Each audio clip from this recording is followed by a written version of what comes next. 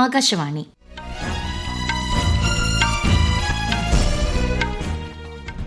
നമസ്കാരം. വാർത്തകൾ വായിക്കുന്നത് ബിന്ദു വിനോദ്.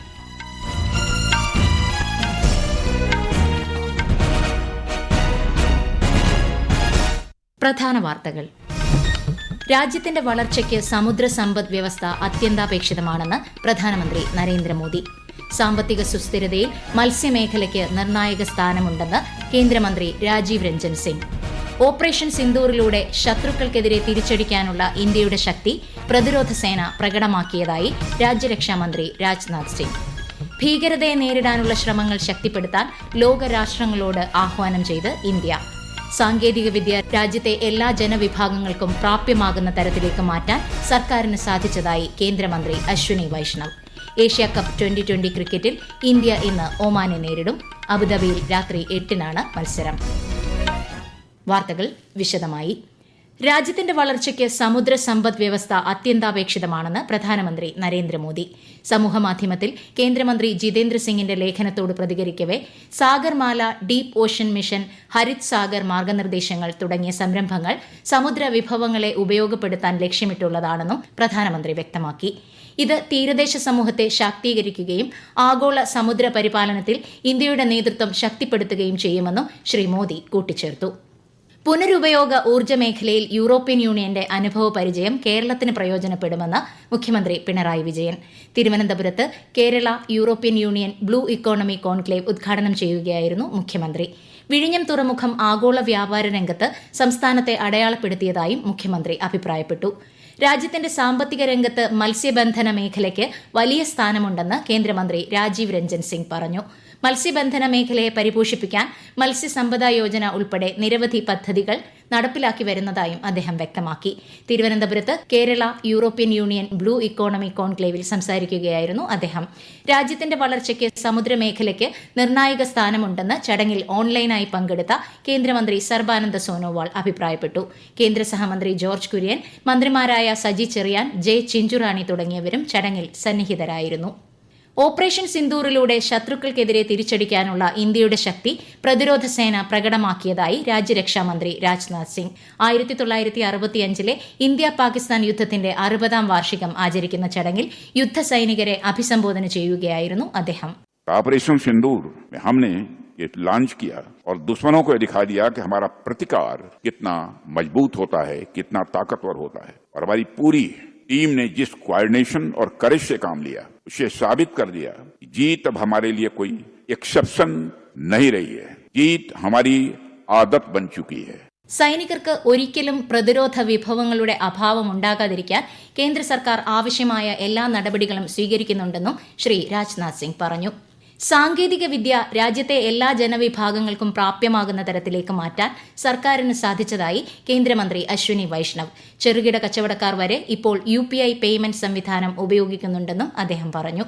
സാങ്കേതിക വിദ്യയ്ക്ക് അധികാര ശ്രേണി ബാധകമല്ലെന്നും ഒരു ദേശീയ ദിനപത്രത്തിൽ എഴുതിയ ലേഖനത്തിൽ ശ്രീ വൈഷ്ണവ് വ്യക്തമാക്കി. ഭീകരതയെ അതിന്റെ എല്ലാ രൂപങ്ങളിലും നേരിടാനുള്ള ശ്രമങ്ങൾ ശക്തിപ്പെടുത്താൻ ഇന്ത്യ ലോകത്തോട് ആഹ്വാനം ചെയ്തതായി വിദേശകാര്യ വക്താവ് രൺധീർ ജയ്സ്വാൾ. അതിർത്തി കടന്നുള്ള ഭീകരതയെ എല്ലാ രാജ്യങ്ങളും ചെറുക്കണമെന്നും അദ്ദേഹം ആവശ്യപ്പെട്ടു. In each and every document that comes out of a multilateral arena, whether it is BRICS or SCO or anywhere else, you see the kind of support to fight international terrorism and cross-border terrorism as well. We have to strengthen and intensify our efforts to deal with terrorism in all its forms and manifestations. Susheela കാർക്കിയുടെ നേതൃത്വത്തിൽ നേപ്പാളിൽ ഒരു പുതിയ ഇടക്കാല സർക്കാർ രൂപീകരിക്കുന്നതിനെ India സ്വാഗതം ചെയ്യുന്നതായും ജയ്സ്വാൾ പറഞ്ഞു. Thiruvithamkoor Devaswom board പമ്പയിൽ നാളെ സംഘടിപ്പിക്കുന്ന ആഗോള അയ്യപ്പ സംഗമം മുഖ്യമന്ത്രി പിണറായി വിജയൻ ഉദ്ഘാടനം ചെയ്യും. 16 രാജ്യങ്ങളിൽ നിന്നായി 3000-ഓളം പ്രതിനിധികൾ പങ്കെടുക്കും. ശബരിമലയെ ആഗോള തീർത്ഥാടന കേന്ദ്രമാക്കുകയാണ് അയ്യപ്പ സംഗമത്തിലൂടെ ലക്ഷ്യമിടുന്നത്. ഈ വാർത്തകൾ ആകാശവാണിയിൽ നിന്ന്.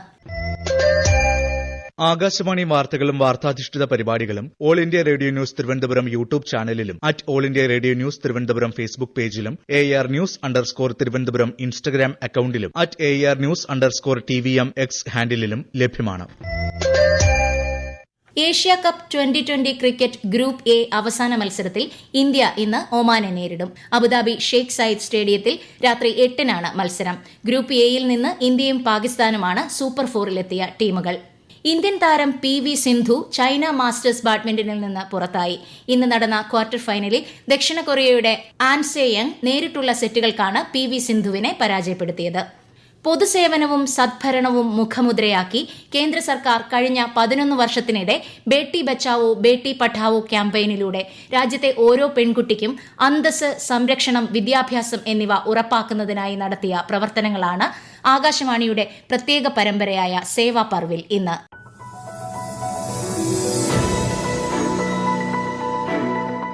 ജനുവരി 22-ന് ഹരിയാനയിലെ പാനിപ്പത്തിലാണ് പെൺകുട്ടികളുടെ ബഹുമാനാർത്ഥം പ്രധാനമന്ത്രി നരേന്ദ്രമോദി ബേട്ടി ബച്ചാവോ ബേട്ടി പഠാവോ എന്ന പദ്ധതി ആരംഭിച്ചത്. അന്ന് പ്രധാനമന്ത്രി പറഞ്ഞ വാക്കുകളിലേക്ക്.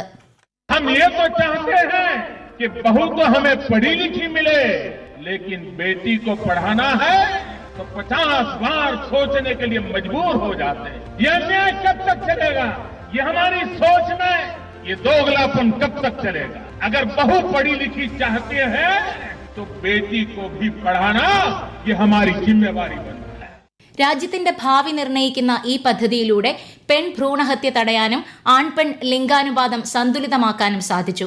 രാജ്യത്തിന്റെ വികസനത്തിൽ സ്ത്രീകളുടെ പങ്കാളിത്തം എന്ന പ്രധാനമന്ത്രിയുടെ ആശയം പൂർണ്ണമാക്കുന്നതിന് വനിതാ ശിശുവികസന മന്ത്രാലയം, ആരോഗ്യ കുടുംബക്ഷേമ മന്ത്രാലയം, വിദ്യാഭ്യാസ മന്ത്രാലയം എന്നിവയുടെ കൂട്ടായ പരിശ്രമങ്ങൾ തുടരുകയാണ്.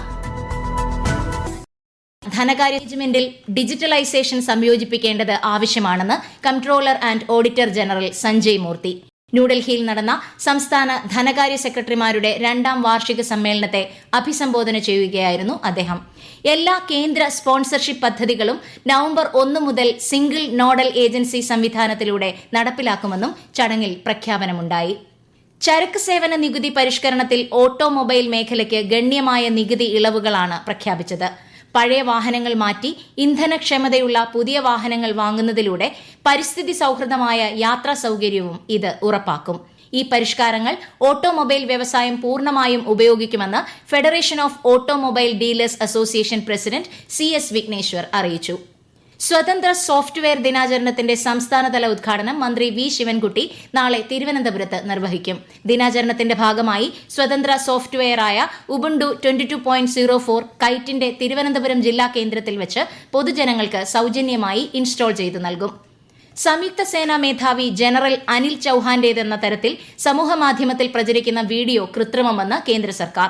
ശ്രീ അനിൽ ചൌഹാൻ അത്തരമൊരു പ്രസ്താവന നടത്തിയിട്ടില്ലെന്നും വീഡിയോ വ്യാജമാണെന്നും പ്രസ് ഇൻഫർമേഷൻ ബ്യൂറോയുടെ ഫാക്ട് ചെക്ക് വിഭാഗം വ്യക്തമാക്കി. പ്രശസ്ത അസമീസ് ഗായകൻ സുബീൻ ഗാർഗ് അന്തരിച്ചു. സിംഗപ്പൂരിൽ സ്കൂബ ഡൈവിംഗിനിടെയുണ്ടായ അപകടത്തിലാണ് അന്ത്യം. 2006-ൽ പുറത്തിറങ്ങിയ ഗാങ്സ്റ്റർ എന്ന ചിത്രത്തിലെ യാ അലി എന്ന ഗാനത്തിലൂടെയാണ് സുബീൻ ഗാർഗ് ശ്രദ്ധ നേടിയത്. സുബീൻ ഗാർഗിന്റെ നിര്യാണത്തിൽ പ്രധാനമന്ത്രി അനുശോചനം അറിയിച്ചു. ലക്ഷദ്വീപിലെ മത്സ്യബന്ധന മേഖലയുടെ വികസനം സംബന്ധിച്ച അവലോകന യോഗം നാളെ കൊച്ചിയിൽ നടക്കും. കേന്ദ്രമന്ത്രി രാജീവ് രഞ്ജൻ സിംഗ്, കേന്ദ്ര സഹമന്ത്രി ജോർജ് കുര്യൻ, ലക്ഷദ്വീപ് അഡ്മിനിസ്ട്രേറ്റർ തുടങ്ങിയവർ പങ്കെടുക്കും. ട്യൂണ മത്സ്യബന്ധനം, കടൽപ്പായൽ, അലങ്കാര മത്സ്യങ്ങൾ എന്നീ മേഖലകളിലാണ് യോഗം ശ്രദ്ധ കേന്ദ്രീകരിക്കുക. സമ്പന്നവും സന്തുഷ്ടവുമായ കുടുംബത്തിന് സ്ത്രീകളുടെ ആരോഗ്യവും സുപ്രധാനമാണെന്ന് ദേശീയ വനിതാ കമ്മീഷൻ ചെയർപേഴ്സൺ വിജയ രഹാത്കർ. ബീഹാറിൽ പോഷകാഹാര മാസത്തിന്റെ ഭാഗമായി സംഘടിപ്പിച്ച ബോധവൽക്കരണ പരിപാടിക്ക് ശേഷം മാധ്യമങ്ങളോട് സംസാരിക്കുകയായിരുന്നു അവർ. സമൂഹത്തിന്റെ ഭാവി സുരക്ഷിതമാക്കുന്നതിന് കുട്ടികളുടെയും സ്ത്രീകളുടെയും പോഷകാഹാരത്തിന് കൂടുതൽ പ്രാധാന്യം നൽകുന്നുണ്ടെന്നും വനിതാ കമ്മീഷൻ ചെയർപേഴ്സൺ പറഞ്ഞു. ഇസ്രയേൽ നഗരങ്ങൾക്ക് നേരെയുണ്ടായ ബാലിസ്റ്റിക് മിസൈൽ, ഡ്രോൺ ആക്രമണങ്ങളുടെ ഉത്തരവാദിത്തം യമനിലെ ഹൂതി വിമതർ ഏറ്റെടുത്തു. ജാഫയിലെ സൈനിക കേന്ദ്രത്തിലാണ് മിസൈൽ ആക്രമണം നടത്തിയതെന്നും തുറമുഖ നഗരമായ ബെയർ ഷേവ ലക്ഷ്യമിട്ടായിരുന്നു ഡ്രോൺ ആക്രമണമെന്നും ഹൂതി വൃത്തങ്ങൾ അറിയിച്ചു. പ്രധാന വാർത്തകൾ വീണ്ടും. രാജ്യത്തിന്റെ വളർച്ചയ്ക്ക് സമുദ്ര സമ്പദ് വ്യവസ്ഥ അത്യന്താപേക്ഷിതമാണെന്ന് പ്രധാനമന്ത്രി നരേന്ദ്രമോദി. സാമ്പത്തിക സുസ്ഥിരതയിൽ മത്സ്യമേഖലയ്ക്ക് നിർണായക സ്ഥാനമുണ്ടെന്ന് കേന്ദ്രമന്ത്രി രാജീവ് രഞ്ജൻ സിംഗ്. ഓപ്പറേഷൻ സിന്ദൂറിലൂടെ ശത്രുക്കൾക്കെതിരെ തിരിച്ചടിക്കാനുള്ള ഇന്ത്യയുടെ ശക്തി പ്രതിരോധ സേന പ്രകടമാക്കിയതായി രാജ്യരക്ഷാമന്ത്രി രാജ്നാഥ് സിംഗ്. ഭീകരതയെ നേരിടാനുള്ള ശ്രമങ്ങൾ ശക്തിപ്പെടുത്താൻ ലോകരാഷ്ട്രങ്ങളോട് ആഹ്വാനം ചെയ്ത് ഇന്ത്യ. സാങ്കേതിക വിദ്യ രാജ്യത്തെ എല്ലാ ജനവിഭാഗങ്ങൾക്കും പ്രാപ്യമാകുന്ന തരത്തിലേക്ക് മാറ്റാൻ സർക്കാരിന് സാധിച്ചതായി കേന്ദ്രമന്ത്രി അശ്വിനി വൈഷ്ണവ്. ഏഷ്യാകപ്പ് 2020 ക്രിക്കറ്റിൽ ഇന്ത്യ ഇന്ന് ഒമാനെ നേരിടും. അബുദാബിയിൽ അല്പസമയത്തിനകം മത്സരം ആരംഭിക്കും. വാർത്തകൾ കഴിഞ്ഞു. അടുത്ത വാർത്താ പ്രക്ഷേപണം രാത്രി 8:35.